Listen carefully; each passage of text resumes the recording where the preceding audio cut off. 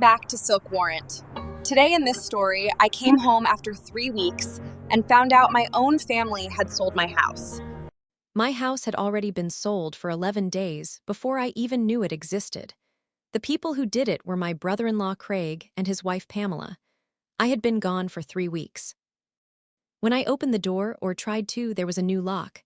Brass, cold under my fingers in the August heat, still smelled like the hardware store. I stood on my own porch and thought, they have no idea what I mailed to myself before I left. Craig had a habit I'd noticed for years. The moment he thought he'd won something, he laughed at his own joke before he finished telling it. I never told him that I knew exactly what that laugh meant. 3 weeks earlier, I was standing in my kitchen making coffee and watching the light come through the window the way it had for 11 years.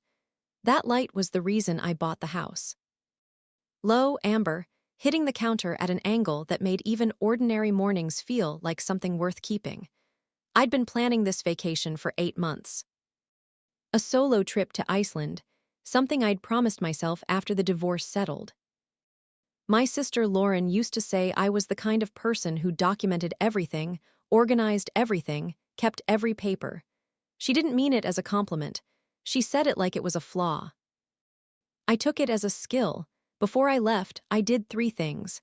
First, I stopped by my neighbor Donna's house and gave her a spare key. Donna is 71 and has lived next door since I moved in. She waters my plants, collects my mail, and watches everything with the quiet attention of someone who has nothing left to prove. Second, I sorted through the stack of papers on my desk. Property tax records, the original deed, the survey from when I bought the place, my title insurance policy. I put them all in a manila envelope, wrote my own name and address on the front, and walked to the post office. I mailed them to myself. The clerk looked at me a little sideways. "You're mailing this to your own address?" "I'll be out of town," I said. "This way I know exactly when I get back." She stamped it and slid it across the counter. Standard postmark. Date, time, facility. I didn't explain further. Third, I drove to the airport, boarded a plane, and didn't think about Craig once. I should tell you about Craig. He married my sister Lauren 6 years ago. He's the kind of man who tells you he's good with money right after he asks to borrow some. He wore a sport coat to my mother's funeral and spent the reception talking to her financial advisor about real estate. Lauren always defended him. "He's ambitious," she'd say. I never argued with her, I just watched. The trip was everything I needed. 3 weeks of cold air and thermal pools and skies that turned green after midnight. I didn't check emails. I didn't call anyone. I came home in a state of quiet I hadn't felt in years. The taxi dropped me at the curb early in the morning, and my key didn't work. I stood there for a full minute before I knocked. No answer. I walked around to the back, every window locked. The deadbolt I had installed myself was gone. In its place, a keypad lock. I called Donna. She answered on the first ring like she'd been waiting. "Oh, sweetheart," she said, and the way she said it told me everything before she even explained. "They were here 9 days ago. A man and a woman. Your sister said it was fine, they had movers." Movers. Donna had taken pictures. Of course she had. The truck, the license plate, Craig loading boxes. Lauren standing on the porch with a folder in her hands, pointing like she owned things she had no right to. I sat in Donna's kitchen while she made tea I didn't drink, and I read every message Lauren had sent me while I was in Iceland. 14 messages, each more urgent than the last, ending with the same line: "The sale is done. Don't be dramatic about this. Don't be dramatic." I thought about the manila envelope sitting in my mailbox. I texted Craig and asked him to meet me at the house. He replied in 4 minutes. "Haha, yeah, sure, 2 p.m. He put the laugh at the beginning. Before anything else, before context, that was the tell. I said 2 p.m. was fine. Then I called a real estate attorney. Her name was Margaret Chen. Her office had no decoration, just a desk, a pen, and a glass of water. She listened without interrupting while I laid everything out. The deed, the tax records, the insurance. The envelope still sealed. She looked at it for a long time. "They forged your signature," she said. It wasn't a question. Then she told me what it meant.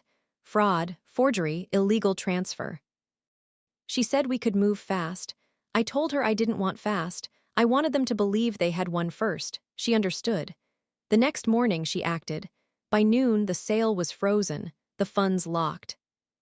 The house legally returned to my name. Craig called at 12:47. I didn't answer. He left a voicemail. The laugh came first, but it was wrong now. Tight, unstable. Like it was holding something together that was already breaking. I didn't call back. I met them at the house at 2 p.m. Craig looked different, like something in him had started to collapse slowly. Lauren stood behind him wearing something from my closet. He tried to laugh when he saw me. It didn't work. Margaret handed him the folder. Everything inside was already decided. Lauren said they were trying to help. I told her the house was never in danger. Craig noticed the envelope in Margaret's hand. He asked what it was. She told him it was proof, mailed before I left. Sealed, dated, untouched, evidence that none of what they did ever mattered legally. His expression changed.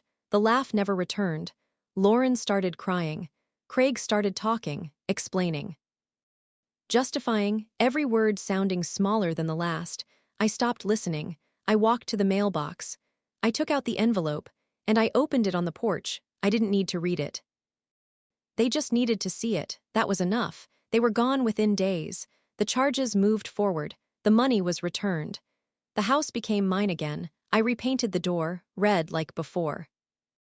Donna brought food that night and we sat outside while the neighborhood went quiet. Weeks later, Lauren called. She apologized. She tried to explain everything Craig had told her. I let her finish. Then I told her I loved her, and I wouldn't be speaking to her for a while, and I hung up, not angry, just done. Every morning the same amber light comes through the window. I make coffee. I stand there, and I remember that moment on the porch with a key that didn't fit, and how calm I felt, not because it didn't hurt, but because I was ready. Preparation isn't pessimism. It's trust in the version of you who planned ahead. I don't tell this story to celebrate what happened. I tell it because of what I learned about myself. Patient, organized, precise, not cold. Just unhurried. The house was never the point. What they couldn't take was me. If the people closest to you had to describe who you are when no one is watching, would they get it right?